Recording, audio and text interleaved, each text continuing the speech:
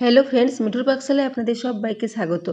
আজ আমি দুটো আলু ও 1 কাপ চিড়া দিয়ে ভীষণই টেস্টি এবং ভীষণই খাস্তা ও মুচমুচে একটা রেসিপি আপনাদের সাথে শেয়ার করছি। এই জন্য প্রথমে এখানে দুটো মিডিয়াম সাইজের আলু নিয়ে নিয়েছি। এরপর আলুগুলোকে এইভাবে ছোট ছোট টুকরো করে কেটে নিচ্ছি। তো দুটো আলুকে এইভাবে সমানভাবে ছোট ছোট টুকরো করে কেটে নেব। তো বন্ধুরা, আজকের এই ভীষণই টেস্টি রেসিপিটা যদি আপনাদের ভালো লেগে থাকে তাহলে অবশ্যই চ্যানেলটি সাবস্ক্রাইব করে আমার পাশে থাকবেন এবং পাশে থাকা বেল আইকনটি অবশ্যই প্রেস করে রাখবেন, তাহলে আমি যে কোনো নোটিফিকেশানে ছাড়ি না কেন তা সবার আগে আপনার কাছে পৌঁছে যাবে। তো দেখুন, আমি আলুগুলোকে এইভাবে একটু ছোট ছোট টুকরো করে কেটে নিলাম।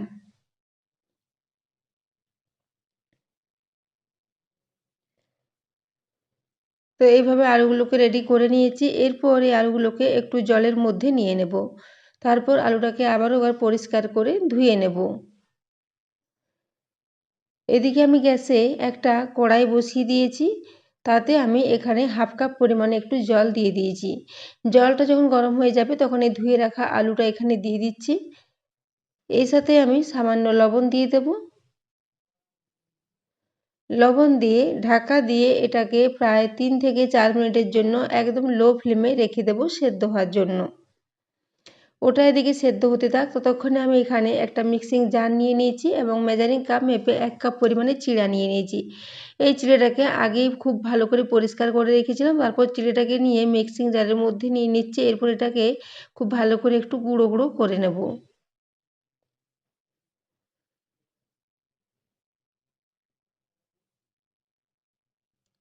তো দেখুন, এটাকে দিয়ে খুব ভালো করে ফাইনভাবে গুঁড়ো করে নিয়েছি। এটাও এখন সাইডে রেখে দিচ্ছি। এদিকে আমি গ্যাসে যে আলুটা সেদ্ধ হওয়ার জন্য রেখেছিলাম সেটা এখন প্রায় 4 মিনিট হয়ে গেছে এবং আলুর জলটা পুরোটাই শুকিয়ে গেছে।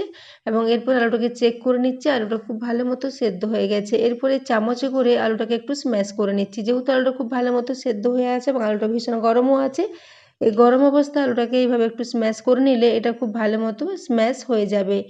আপনারা চাইলে এটাকে স্ম্যাশারের সাহায্যেও স্ম্যাশ করে নিতে পারেন। তো দেখুন, আলুটাকে খুব ভালোভাবে এইভাবে একটু মিশিয়ে নিচ্ছি। তো বন্ধুরা, আজকের রেসিপি যদি ভালো লেগে থাকে তাহলে অবশ্যই বন্ধুদের সাথে একটু শেয়ারও করে দেবেন এবং রেসিপি পছন্দ হলে একটা লাইক করতে ভুলবেন না। তো দেখুন, এইভাবে পুরো আলুটাকে খুব ভালো করে মিশিয়ে নিয়েছি। এরপর এই আলুটাকে খুব ভালো করে মিশিয়ে নেওয়ার পর একটা পাত্রে পুরো আলুর পেস্টটাকে তুলে নেব।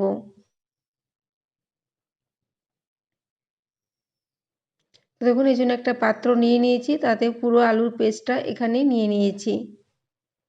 আলুর পেস্টটা নিয়ে এই পাত্রের মধ্যে একটু খুব ভালো করে ছড়িয়ে দিচ্ছি। এরপর এখানে ওই যে চিড়েটা গুঁড়ো করে রেখেছিলাম সেই চিড়ের গুঁড়োটা এখানে দিয়ে দিচ্ছি। ওই সাথে এখানে দিয়ে দেব প্রায় 2 চা চামচ পরিমাণে একটু বেসন।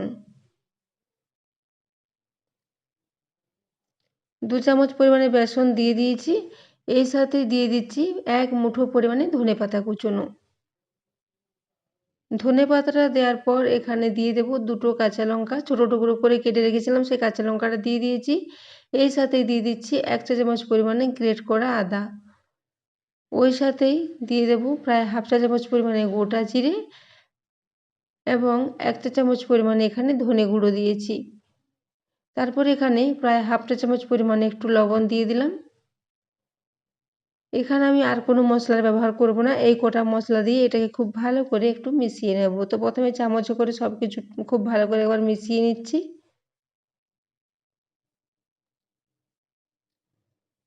তো এরপর চামচটাকে ছাড়িয়ে নিয়ে এটাকে হাতে করে খুব ভালো করে মেখে নিতে হবে। তো দেখুন, এরপর এটাকে আমি জল না দিয়ে খুব ভালো করে এটাকে মেখে নেব।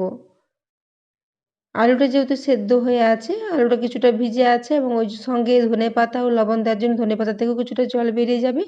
তাতে এই মিশ্রণটা খুব ভালো মতো রেডি হয়ে যাবে। এখানে আমি একটু লবণটা দিতে ভুলে গিয়েছিলাম, হলুদটা দিতে ভুলে গেছিলাম, সেজন্য একটু হলুদ গুঁড়োটা দিয়ে দিলাম। হলুদটা দিলে কালারটা খুব ভালো হবে। তো দেখুন, হলুদ গুঁড়োটা দিয়ে দেওয়ার পর আবারও খুব ভালো করে সব কিছু একটু মেখে নিচ্ছি। এটা খুব ভালো মতো মিশ্রণটা রেডি হয়ে যাবে জল ছাড়াই, একদমই জলের প্রয়োজন হয়নি। তবে আপনাদের যদি এটা খুব বেশি শক্ত মনে হয় সেখানে তখন এখানে আপনারা প্রায় 1 চা চামচ পরিমাণে একটু জলের ব্যবহার করে নিতে পারেন। তো দেখুন এটা খুব সুন্দর মতো একটা ডো মতো তৈরি করে নিয়েছি। এরপর আমি হাতটাকে একটু পরিষ্কার করে ধুয়ে নিয়ে হাতে একটু তেল মাখিয়ে নিয়েছি। এরপর এর থেকে খুবই ছোট ছোট আকারের একটু লেচি কেটে নেব। খুবই ছোট ছোট করে লেচিগুলো কেটে নেব। তারপর হাতের সাহায্যে একটু গোল গোল করে একদম ছোট্ট ছোট টিক্কির আকারে এগুলোকে তৈরি করে নিচ্ছি। ভীষণই ছোট ছোট টিক্কি করব।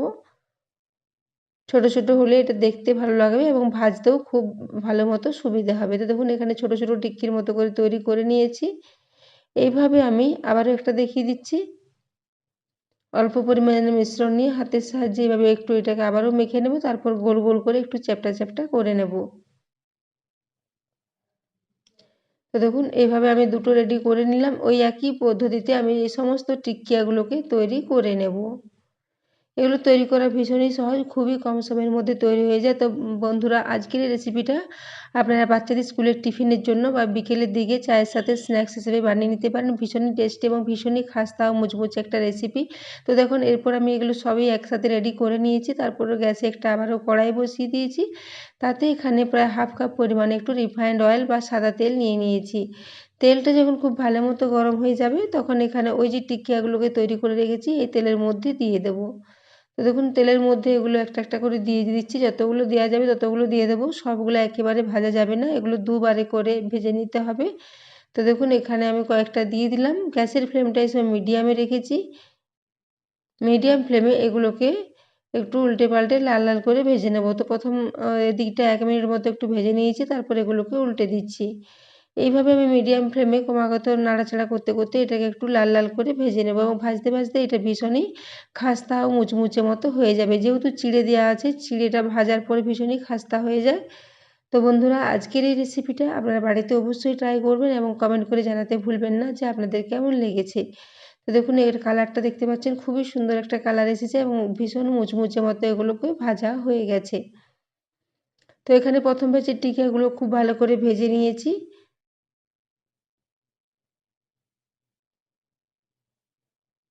এরপর এগুলোকে তেল থেকে তুলে নেব। এর কালারটা খুবই সুন্দর এসেছে। এরপর আমি দ্বিতীয় ব্যাচের যে টিকিয়াগুলো রেডি করে রেখেছিলাম সেগুলোকে এই তেলের মধ্যে দিয়ে খুব ভালো করে একটু লাল লাল করে ভেজে নেব।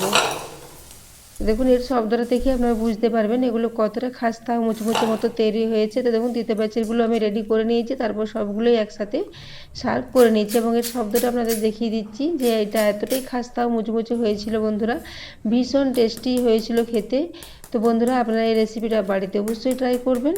তো দেখুন এখানে আমি এগুলো আপনাদের একটা ভেঙে দেখিয়ে দিচ্ছি। উপরটা ভীষণই খাস্তা ও মুচমুচে, ভীষণ টেস্টি একটা রেসিপি। তো বন্ধুরা এই রেসিপিটি এতক্ষণ পর্যন্ত দেখার জন্য আপনাদের অশেষ ধন্যবাদ। আবারও চলে আসবো নিত্য নতুন কোনো ভিডিও নিয়ে। ততক্ষণের জন্য সবাই সুস্থ থাকবেন, ভালো থাকবেন।